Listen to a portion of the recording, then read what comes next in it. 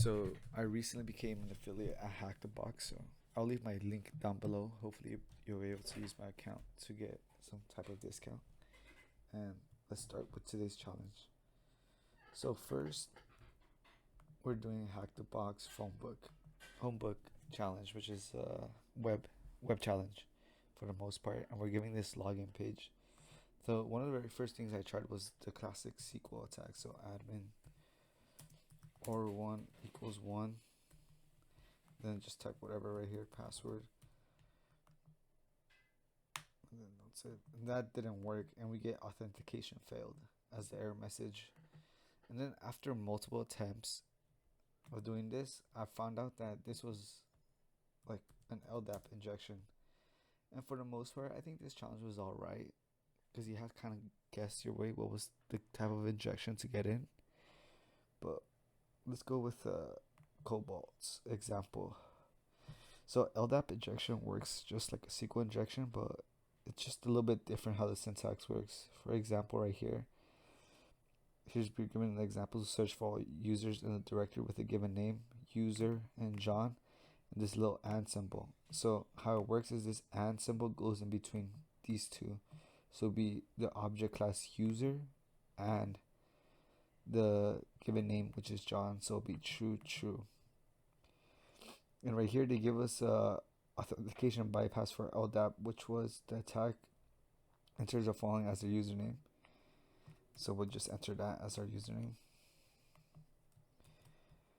And then in the password field, enters the following password, star. And then once we get this, when the attacker submits the login form, the LDAP server receives a query that looks like this. The user ID is equal to star or wildcard, and password equals to wildcard. What does this mean? Well, it just puts the and in between these two, the UID and password, and then it returns all the entries of the directory where UID and password fields are not empty. And this allows an attacker to bypass the authentication.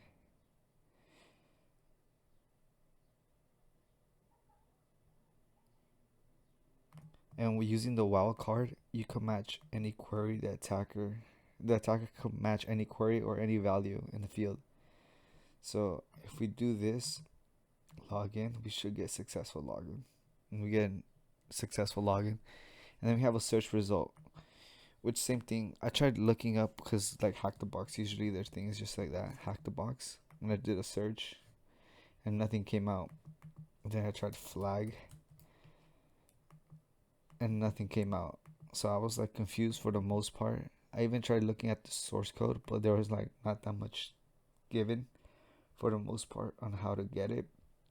And then after reading a quick write-up, I saw that you could log into Reese's account. So Reese,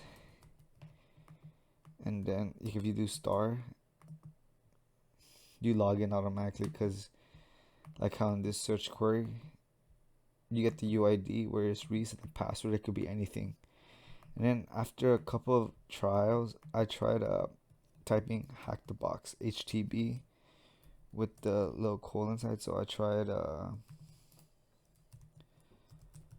tried this, and then with a star inside, meaning that it should match Hack the Box curly brace and then whatever the flag value is, and then ends like that.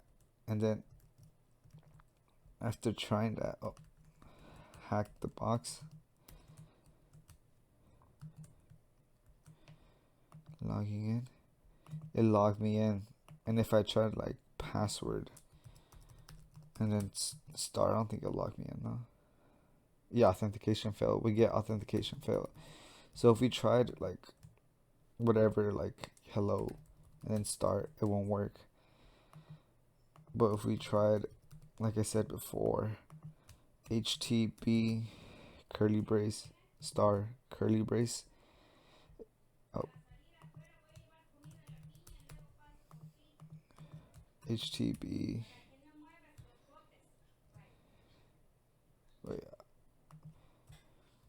yeah, okay, just to be sure, HTB star it logs us in. So the approach you're supposed to take with this is you're supposed to brute force everything. So hack the box, that star, and then if you get like, if let's see if we try this payload, Control Shift C. If you try that, we're gonna get authentication failed as a response. But if we do something valid, and this is just me because I already made a short script. If we try something like this and brute force our way by A, B, C, D, and such, and eventually we'll get something with authentication allowed. Oh, REESE, and that worked. And we're gonna have to do that for every one of them until we reach the correct password. Until like we get the full flag. So I'm guessing, so it has to be, you have to brute force every type of possibility. So it'll be like D star, D, and then A star, and see if we get authentication fail, and then D B, D C, D E, A, D, S. It's just me going in order, but you're supposed to brute force every one of them until you start getting valid values, until you can't no more, and then the flag will be printed out. So the flag is essentially in the password, which I it's kind of like a guessy challenge, kind of not. If you know how to write scripts, it's kind of easy for you.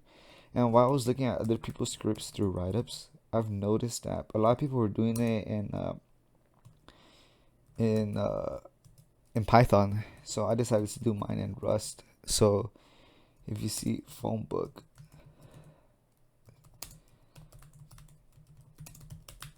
we see my script right here. So let me just change this to the correct IP, and I already solved this challenge, and I'll just delete this login and put the correct one that we have.